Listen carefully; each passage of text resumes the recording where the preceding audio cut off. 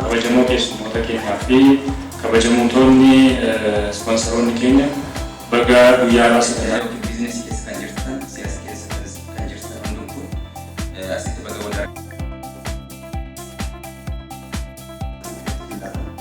waldaa kunis immoo faamilii kan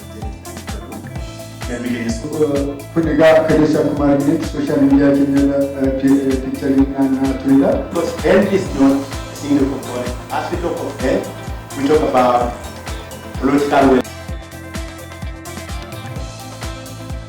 Character